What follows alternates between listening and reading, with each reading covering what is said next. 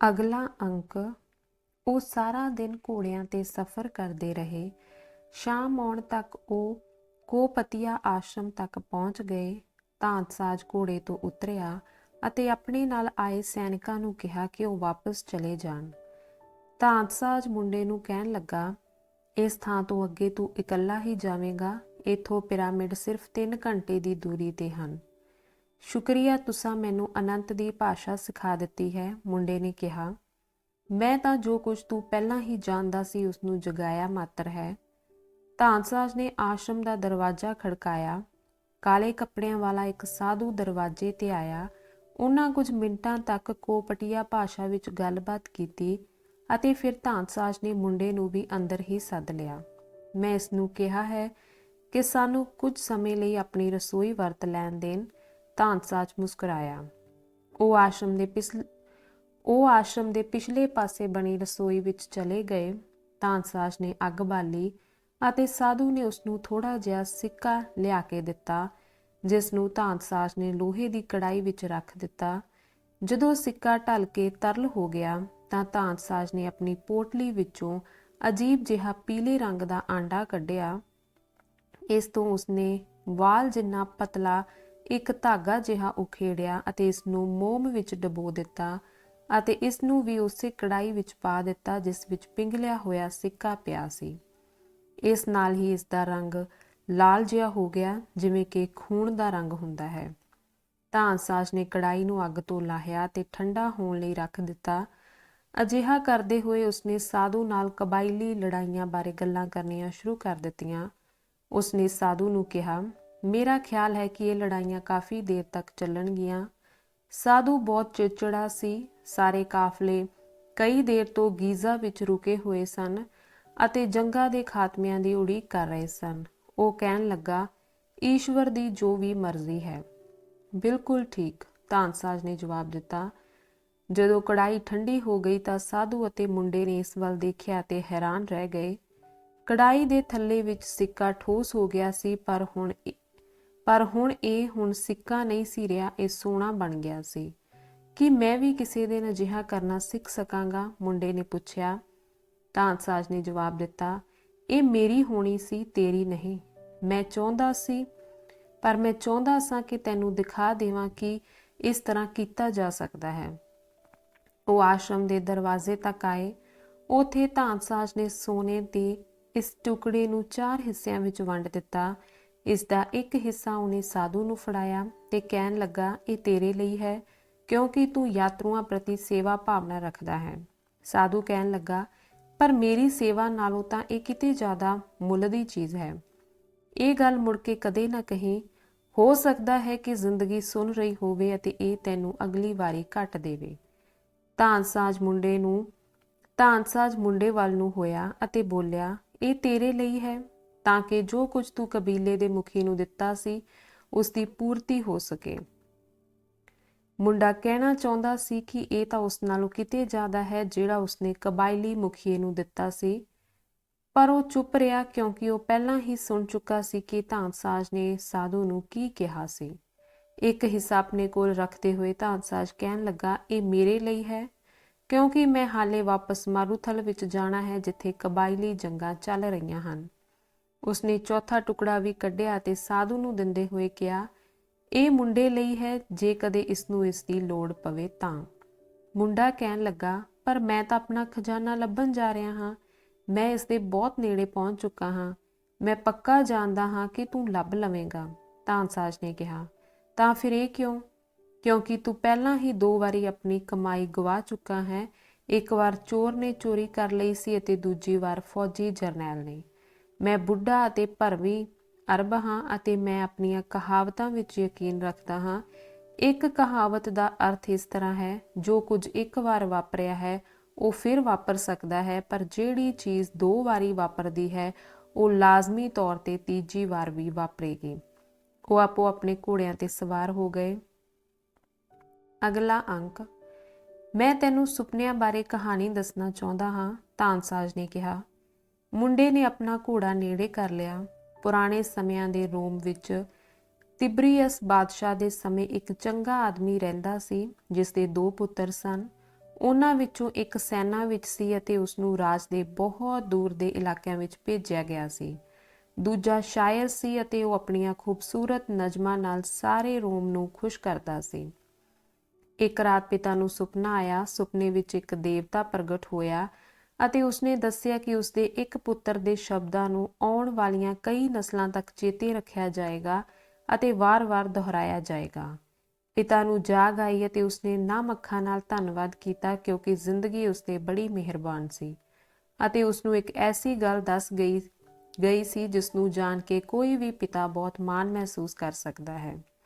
ਉਸ ਤੋਂ ਕੁਝ ਦੇਰ ਬਾਅਦ ਹੀ ਰੱਥ ਦੇ ਪਹੀਆਂ ਹੇਠ ਆ ਰਹੇ ਇੱਕ ਬੱਚੇ ਨੂੰ ਬਚਾਉਂਦੇ ਹੋਏ ਪਿਤਾ ਦੀ ਮੌਤ ਹੋ ਗਈ।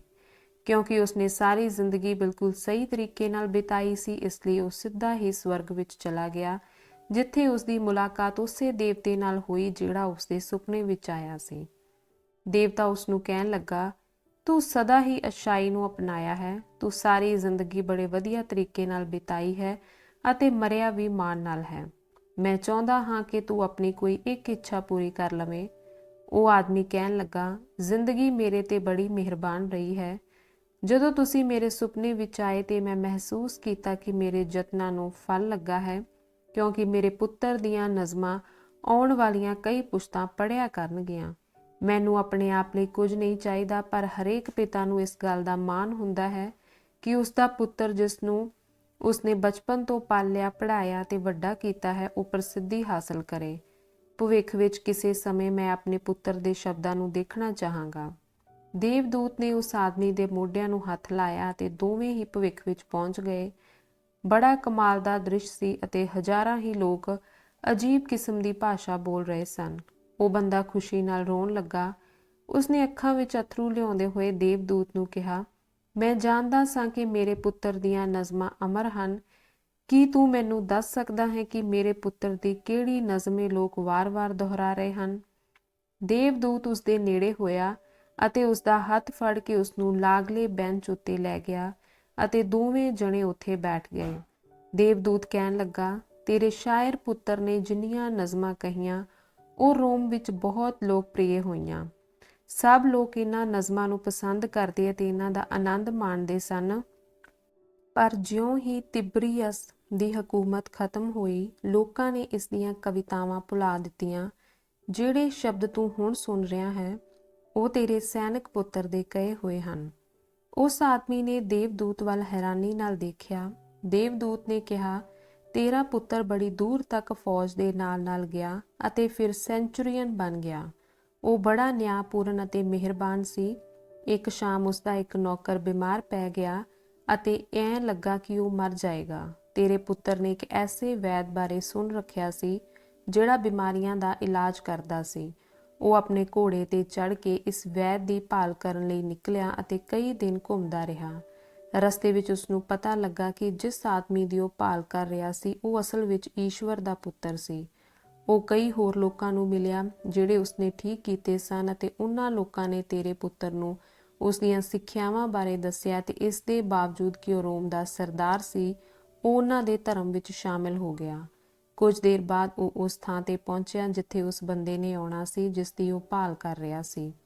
ਦੇਵਦੂਤ ਨੇ ਕਿਹਾ, ਉਸਨੇ ਉਸ ਆਦਮੀ ਨੂੰ ਕਿਹਾ ਕਿ ਉਸਦਾ ਇੱਕ ਨੌਕਰ ਬਹੁਤ ਬਿਮਾਰ ਹੈ ਅਤੇ ਉਹ ਵੈਦ ਜਾਂ ਰੱਬੀ ਮਨੁੱਖ ਉਸਦੇ ਨਾਲ ਉਸਦੇ ਘਰ ਜਾਣ ਲਈ ਤਿਆਰ ਹੋ ਗਿਆ। ਪਰ ਸਰਦਾਰ ਧਾਰਮਿਕ ਵਿਅਕਤੀ ਸੀ ਅਤੇ ਉਸਨੇ ਉਸ ਵੈਦ ਦੀਆਂ ਅੱਖਾਂ ਵਿੱਚੋਂ ਦੇਖਦੇ ਹੋਏ ਇਹ ਸਮਝ ਲਿਆ ਕਿ ਉਹ ਇਸ ਵੇਲੇ ਈਸ਼ਵਰ ਦੇ ਪੁੱਤਰ ਦੇ ਸਾਹਮਣੇ ਖੜਾ ਹੈ। ਦੇਵਦੂਤ ਨੇ ਉਸ ਆਦਮੀ ਨੂੰ ਕਿਹਾ, ਅਤੇ ਤੇਰੇ ਪੁੱਤਰ ਨੇ ਇਹ ਗੱਲ ਕਹੀ ਸੀ, ਇਹ ਉਹ ਸ਼ਬਦ ਹਨ ਜਿਹੜੇ ਉਸਨੇ ਉਸ ਵੈਦ ਨੂੰ ਕਹੇ ਸਨ, ਜਿਹੜੇ ਹੁਣ ਤੱਕ ਕਦੇ ਵੀ ਭੁਲਾਏ ਨਹੀਂ ਗਏ। ਮੇਰੇ ਮਾਲਕ, ਮੈਂ ਇਸ ਯੋਗ ਨਹੀਂ ਕਿ ਤੁਸੀਂ ਮੇਰੀ ਛੱਤ ਦੇ ਹੇਠਾਂ ਆਓ, ਪਰ ਜੇ ਤੁਸੀਂ ਇੱਕ ਸ਼ਬਦ ਵੀ ਬੋਲ ਦਿਓ ਤਾਂ ਮੇਰਾ ਨੌਕਰ ਠੀਕ ਹੋ ਜਾਏਗਾ। ਤਾਨਸਾਜ ਕਹਿਣ ਲੱਗਾ, ਭਾਵੇਂ ਕੋਈ ਬੰਦਾ ਕੁਝ ਵੀ ਕਰ ਰਿਹਾ ਹੋਵੇ, ਇਸ ਧਰਤੀ ਦਾ ਹਰੇਕ ਸ਼ਖਸ ਸੰਸਾਰ ਦੇ ਇਤਿਹਾਸ ਵਿੱਚ ਕੇਂਦਰੀ ਭੂਮਿਕਾ ਅਦਾ ਕਰਦਾ ਹੈ ਅਤੇ ਆਮ ਤੌਰ ਤੇ ਉਸਨੂੰ ਇਸ ਦਾ ਪਤਾ ਹੀ ਨਹੀਂ ਹੁੰਦਾ। ਮੁੰਡਾ ਮੁਸਕਰਾਇਆ। ਉਸਨੇ ਕਦੇ ਵੀ ਇਹ ਕਲਪਨਾ ਤੱਕ ਨਹੀਂ ਸੀ ਕੀਤੀ ਕਿ ਜ਼ਿੰਦਗੀ ਬਾਰੇ ਇਸ ਤਰ੍ਹਾਂ ਦੇ ਸਵਾਲ ਕਿਸੇ ਆਜੜੀ ਲਈ ਇੰਨੀ ਮਹੱਤਤਾ ਵੀ ਰੱਖਣਗੇ। ਅਲਵਿਦਾ, ਤਾਨਸਾਜ ਨੇ ਕਿਹਾ। ਅਲਵਿਦਾ, ਮੁੰਡੇ ਨੇ ਵੀ ਕਿਹਾ। ਅਗਲਾ ਅੰਕ। ਮੁੰਡਾ ਕਈ ਘੰਟਿਆਂ ਤੱਕ ਮਾਰੂਥਲ ਵਿੱਚ ਆਪਣੇ ਘੋੜੇ ਤੇ ਸਵਾਰ ਹੋ ਕੇ ਚੱਲਦਾ ਰਿਹਾ ਅਤੇ ਆਪਣੇ ਦਿਲ ਦੀਆਂ ਗੱਲਾਂ ਨੂੰ ਧਿਆਨ ਨਾਲ ਸੁਣਦਾ ਰਿਹਾ। ਉਸਦੇ ਦਿਲ ਨੇ ਹੀ ਤਾਂ ਉਸਨੂੰ ਦੱਸਣਾ ਸੀ ਕਿ ਉਸਦਾ ਖਜ਼ਾਨਾ ਕਿੱਥੇ ਲੁਕਿਆ ਹੋਇਆ ਹੈ। ਤਾਨਸਾਜ ਨੇ ਉਸਨੂੰ ਕਿਹਾ ਸੀ, ਜਿੱਥੇ ਕਿਤੇ ਤੇਰਾ ਖਜ਼ਾਨਾ ਹੈ ਉੱਥੇ ਕਿਤੇ ਹੀ ਤੇਰਾ ਦਿਲ ਵੀ ਹੋਵੇਗਾ। ਪਰ ਉਸਦਾ ਦਿਲ ਤਾਂ ਕੁਝ ਹੋਰ ਚੀਜ਼ਾਂ ਬਾਰੇ ਗੱਲਾਂ ਕਰ ਰਿਹਾ ਸੀ। ਦਿਲ ਨੇ ਉਸਨੂੰ ਬੜੇ ਮਾਣ ਨਾਲ ਉਸ ਆਜੜੀ ਦੀ ਕਹਾਣੀ ਦੱਸੀ ਜਿਹੜਾ ਆਪਣੀਆਂ ਭੇਡਾਂ ਨੂੰ ਛੱਡ ਕੇ ਉਸ ਸੁਪਨੇ ਦੀ ਭਾਲ ਵਿੱਚ ਤੁਰ ਪਿਆ ਸੀ ਜਿਹੜਾ ਉਸਨੂੰ 2 ਵਾਰੀ ਆਇਆ। ਇਸਨੇ ਉਸਨੂੰ ਹੋਣੀ ਬਾਰੇ ਦੱਸਿਆ ਤੇ ਉਹਨਾਂ ਬਹੁਤ ਸਾਰੇ ਬੰਦਿਆਂ ਬਾਰੇ ਵੀ ਜਿਹੜੇ ਦੂਰ ਦੀਆਂ ਧਰਤੀਆਂ ਜਾਂ ਖੂਬਸੂਰਤ ਔਰਤਾਂ ਦੀ ਭਾਲ ਕਰਦੇ ਹੋਏ ਘੁੰਮਦੇ ਰਹੇ ਸਨ, ਜਿਨ੍ਹਾਂ ਆਪਣੇ ਸਮੇਂ ਦੇ ਲੋਕਾਂ ਦੇ ਪੂਰਵ ਨਿਸ਼ਚਿਤ ਵਿਚਾਰਾਂ ਦਾ ਮੁਕਾਬਲਾ ਕੀਤਾ ਸੀ। ਇਸ ਨੇ ਯਾਤਰਾਵਾਂ, ਖੋਜਾਂ, ਕਿਤਾਬਾਂ ਤੇ ਤਬਦੀਲੀ ਬਾਰੇ ਗੱਲਾਂ ਕੀਤੀਆਂ।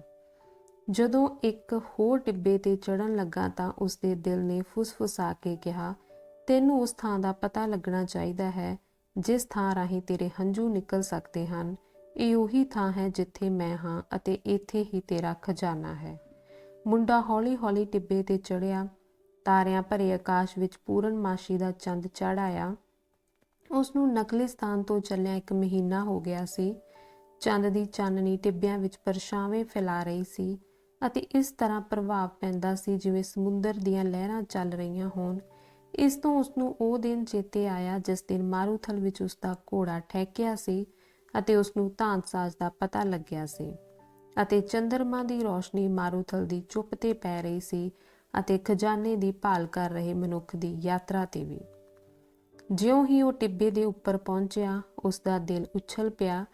ਮੁੰਡਾ ਆਪਣੇ ਗੋਡਿਆਂ ਭਾਰ ਬੈਠ ਗਿਆ ਤੇ ਰੋਣ ਲੱਗਾ। ਉਸਨੇ ਈਸ਼ਵਰ ਦਾ ਧੰਨਵਾਦ ਕੀਤਾ ਕਿ ਉਸਨੇ ਉਸਨੂੰ ਆਪਣੀ ਹੋਣੀ ਵਿੱਚ ਵਿਸ਼ਵਾਸ ਕਰਾਇਆ ਸੀ।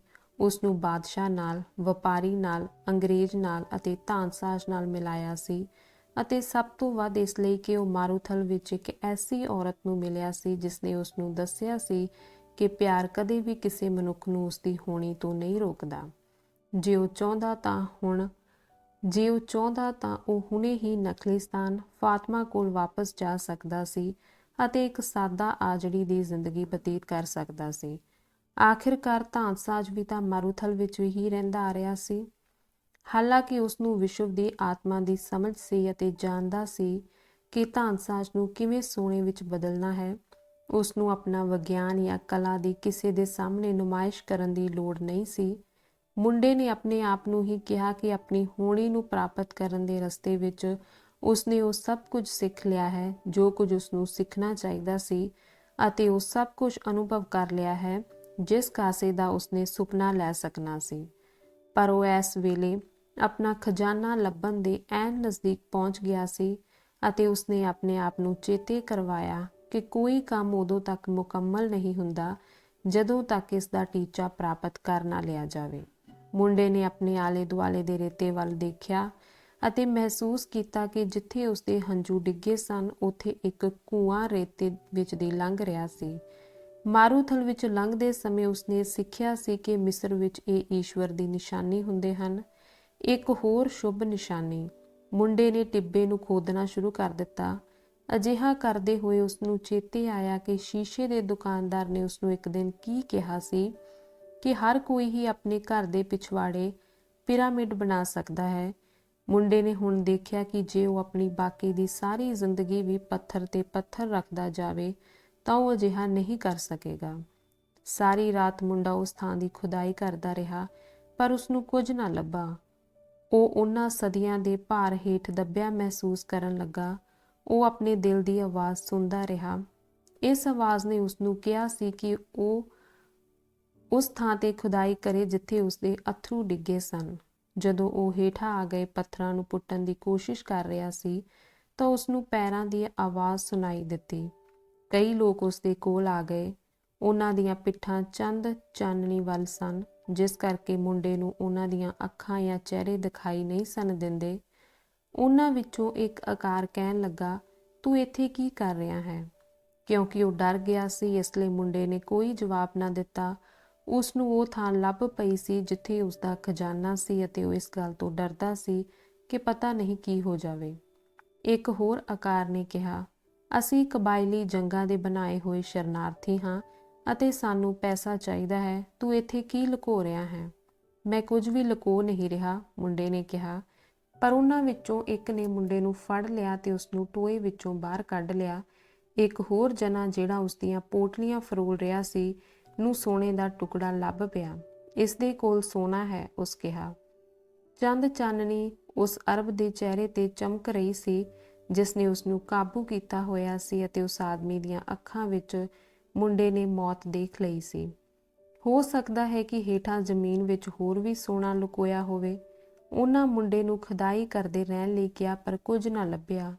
ਜਿਉਂ ਹੀ ਸੂਰਜ ਚੜ੍ਹਿਆ ਤਾਂ ਉਹਨਾਂ ਲੋਕਾਂ ਨੇ ਮੁੰਡੇ ਨੂੰ ਕੁੱਟਣਾ ਸ਼ੁਰੂ ਕਰ ਦਿੱਤਾ। ਉਹ ਬੁਰੀ ਤਰ੍ਹਾਂ ਜ਼ਖਮੀ ਹੋ ਗਿਆ ਤੇ ਥਾਂ-ਥਾਂ ਤੋਂ ਖੂਨ ਵਗਣ ਲੱਗਾ। ਉਸਦੇ ਕੱਪੜੇ ਪਾਟ ਕੇ ਚਿਥੜਾ ਹੋ ਗਏ ਅਤੇ ਉਸਨੇ ਮਹਿਸੂਸ ਕੀਤਾ ਕਿ ਮੌਤ ਨਜ਼ਦੀਕ ਆ ਰਹੀ ਹੈ। ਧਾਨਸਾਜ ਨੇ ਕਿਹਾ ਸੀ ਕਿ ਪੈਸੇ ਦੀ ਤੇਰੇ ਲਈ ਕੀ ਕੀਮਤ ਰਹੇਗੀ ਜੇਕਰ ਤੂੰ ਆਪ ਹੀ ਮਰ ਗਿਆ। ਬਹੁਤੀ ਵਾਰ ਨਹੀਂ ਹੁੰਦਾ ਕਿ ਪੈਸਾ ਕਿਸੇ ਦੀ ਜਾਨ ਬਚਾ ਲਵੇ। ਆਖਿਰਕਾਰ ਮੁੰਡੇ ਨੇ ਉਹਨਾਂ ਲੋਕਾਂ ਨੂੰ ਚੀਕ ਕੇ ਕਿਹਾ, ਮੈਂ ਖਜ਼ਾਨਾ ਲੱਭਣ ਲਈ ਖੁਦਾਈ ਕਰ ਰਿਹਾ ਹਾਂ। ਅਤੇ ਭਾਵੇਂ ਉਸਦੇ ਮੂੰਹੋਂ ਖੂਨ ਨਿਕਲ ਰਿਹਾ ਸੀ ਅਤੇ ਇਹ ਸੁੱਜਿਆ ਹੋਇਆ ਸੀ ਅਤੇ ਫਿਰ ਵੀ ਉਸਨੇ ਹਮਲਾ ਕਰਨ ਵਾਲਿਆਂ ਨੂੰ ਦੱਸਿਆ ਕਿ ਉਸਨੂੰ 2 ਵਾਰ ਇਹ ਸੁਪਨਾ ਆਇਆ ਸੀ ਕਿ ਮਿਸਰ ਦੇ ਪਿਰਾਮਿਡਾਂ ਦੇ ਨੇੜੇ ਕੋਈ ਖਜ਼ਾਨਾ ਲੁਕਿਆ ਹੋਇਆ ਹੈ। ਉਹਨਾਂ ਵਿੱਚੋਂ ਇੱਕ ਆਦਮੀ ਜਿਹੜਾ ਇਹਨਾਂ ਦਾ ਆਗੂ ਦਿਖਾਈ ਦਿੰਦਾ ਸੀ ਬਾਕੀਆਂ ਨੂੰ ਕਹਿਣ ਲੱਗਾ, ਛੱਡੋ ਪਰੇ, ਇਹਦੇ ਕੋਲ ਹੋਰ ਕੁਝ ਨਹੀਂ ਹੈ, ਇਹ ਸੋਨਾ ਵੀ ਇਸਨੇ ਚੋਰੀ ਹੀ ਕੀਤਾ ਹੋਣਾ ਹੈ। ਮੁੰਡਾ ਰੇਤੇ ਤੇ ਡਿੱਗ ਪਿਆ। ਉਹ ਬੇਹੋਸ਼ ਹੋਣ ਦੇ ਨੇੜੇ ਪਹੁੰਚ ਗਿਆ ਸੀ। ਆਗੂ ਨੇ ਉਸਨੂੰ ਹਿਲਾਇਆ ਅਤੇ ਕਿਹਾ, ਅਸੀਂ ਜਾ ਰਹੇ ਹਾਂ। ਪਰ ਜਾਣ ਤੋਂ ਪਹਿਲਾਂ ਉਹ ਮੁੰਡੇ ਕੋਲ ਵਾਪਸ ਆਇਆ ਅਤੇ ਕਹਿਣ ਲੱਗਾ, ਤੂੰ ਮਰਨ ਨਹੀਂ ਲੱਗਾ, ਤੂੰ ਜਿਉਂਦਾ ਰਹੇਗਾ ਤੇ ਇਹ ਜਾਣ ਜਾਏਗਾ ਕਿ ਬੰਦੇ ਨੂੰ ਇੰਨਾ ਅਹਿਮਕ ਨਹੀਂ ਹੋਣਾ ਚਾਹੀਦਾ। 2 ਸਾਲ ਪਹਿਲਾਂ ਐਨ ਇਸੇ ਥਾਂ ਤੇ ਮੈਨੂੰ ਵਾਰ-ਵਾਰ ਇੱਕੋ ਸੁਪਨਾ ਆਇਆ ਸੀ। ਮੈਨੂੰ ਸੁਪਨਾ ਆਇਆ ਸੀ ਕਿ ਮੈਂ ਸਪੇਨ ਦੇ ਮੈਦਾਨਾਂ ਤੱਕ ਸਫ਼ਰ ਕਰਾਂ ਅਤੇ ਇੱਕ ਐਸੇ ਢਹਿ ਚੁੱਕੇ ਗਿਰਜਾ ਘਰ ਦੀ ਭਾਲ ਕਰਾਂ ਜਿੱਥੇ ਆਜੜੀ ਅਤੇ ਉਹਨਾਂ ਦੀਆਂ ਭੇਡਾਂ ਸੌਂਦੇ ਹਨ। ਮੇਰੇ ਸੁਪਨੇ ਵਿੱਚ ਇਹਨਾਂ ਖੰਡਰਾਂ ਵਿੱਚ ਅੰਜੀਲ ਦਾ ਇੱਕ ਦਰਖਤ ਉੱਗਿਆ ਹੋਇਆ ਸੀ ਅਤੇ ਮੈਨੂੰ ਦੱਸਿਆ ਗਿਆ ਸੀ ਕਿ ਜੇ ਮੈਂ ਅੰਜੀਲ ਦੀਆਂ ਜੜ੍ਹਾਂ ਵਿੱਚ ਖੁਦਾਈ ਕਰਨੀ ਸ਼ੁਰੂ ਕਰਾਂ ਤਾਂ ਮੈਨੂੰ ਲੁਕਿਆ ਹੋਇਆ ਖਜ਼ਾਨਾ ਲੱਭ ਪਵੇਗਾ। ਪਰ ਮੈਂ ਇੰਨਾ ਪਾਗਲ ਨਹੀਂ ਕਿ ਵਾਰ-ਵਾਰ ਆਉਂਦੇ ਸੁਪਨੇ ਕਾਰਨ ਹੀ ਮੈਂ ਸਾਰਾ ਮਾਰੂਥਲ ਪਾਰ ਕਰਾਂ ਅਤੇ ਉਹ ਸਾਰੇ ਅਲੋਪ ਹੋ ਗਏ। ਮੁੰਡਾ ਬੜੀ ਮੁਸ਼ਕਲ ਨਾਲ ਖੜਾ ਹੋਇਆ ਅਤੇ ਇੱਕ ਵਾਰ ਫੇਰ ਪਿਰਾਮਿਡਾਂ ਵੱਲ ਝਾਕਿਆ। ਇਉਂ ਲੱਗਦਾ ਸੀ ਜਿਵੇਂ ਉਹ ਉਸ 'ਤੇ ਹੱਸ ਰਹੇ ਹੋਣ। ਉਹ ਵੀ ਜਵਾਬ ਵਿੱਚ ਹੱਸਿਆ ਤੇ ਉਸਦਾ ਦਿਲ ਖੁਸ਼ੀ ਨਾਲ ਉਛਲ ਪਿਆ ਕਿਉਂਕਿ ਹੁਣ ਉਹ ਜਾਣਦਾ ਸੀ ਕਿ ਖਜ਼ਾਨਾ ਕਿੱਥੇ ਹੈ। ਅਗਲਾ ਅੰਕ। ਰਾਤ ਹਜੇ ਪੈਣੀ ਹੀ ਸ਼ੁਰੂ ਹੋਈ ਸੀ ਕਿ ਮੁੰਡਾ ਉਸ ਛੋਟੇ ਜਿਹੇ ਢਹਿ ਚੁੱਕੇ ਗਿਰਜਾ ਘਰ ਪਹੁੰਚ ਗਿਆ। ਅੰਜੀਲ ਦਾ ਦਰਖਤ ਹਜੇ ਵੀ ਉੱਥੇ ਮੌਜੂਦ ਸੀ ਅਤੇ ਹਜੇ ਵੀ ਅੱਧੀ ਢਹਿ ਚੁੱਕੀ ਛੱਤ ਦੇ ਵਿੱਚੋਂ ਦੀ ਤਾਰੇ ਦਿਖਾਈ ਦਿੰਦੇ ਸਨ। ਉਸਨੇ ਉਹ ਦਿਨ ਚੇਤੇ ਆਇਆ ਜਿਸ ਦਿਨ ਉਹ ਆਪਣੀਆਂ ਭੇਡਾਂ ਨਾਲ ਇੱਥੇ ਆਇਆ ਸੀ। ਉਹ ਵੀ ਬੜੀ ਪੁਰਅਮਨ ਰਾਤ ਸੀ, ਸਿਰਫ ਸੁਪਨਾ ਹੀ ਹੋਰ ਤਰ੍ਹਾਂ ਦਾ ਸੀ। ਉਹ ਹੁਣ ਇੱਥੇ ਆਪਣੀਆਂ ਭੇਡਾਂ ਨਾਲ ਨਹੀਂ ਸੀ ਸਗੋਂ ਇੱਕ ਬੇਲਚਾ ਲੈ ਕੇ ਆਇਆ ਸੀ।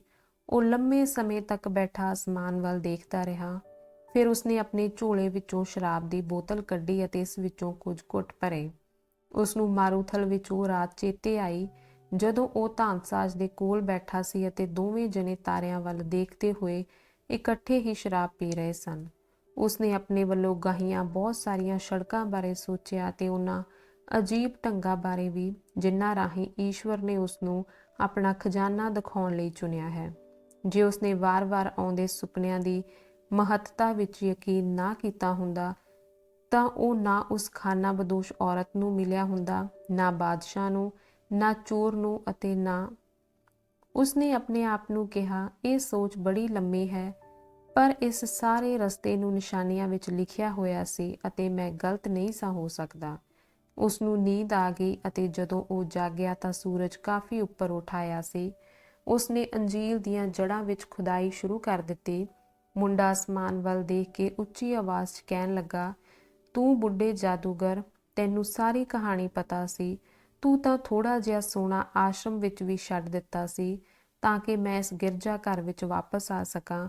ਜਦੋਂ ਮੈਂ ਚਿਥੜਿਆਂ ਵਿੱਚ ਵਾਪਸ ਆਇਆ ਸਾਂ ਤਾਂ ਮੈਨੂੰ ਦੇਖ ਕੇ ਸਾਧੂ ਹੱਸਿਆ ਸੀ। ਤੂੰ ਮੈਨੂੰ ਇਸ ਸਭ ਕਾਸੇ ਤੋਂ ਬਚਾ ਨਹੀਂ ਸੀ ਸਕਦਾ।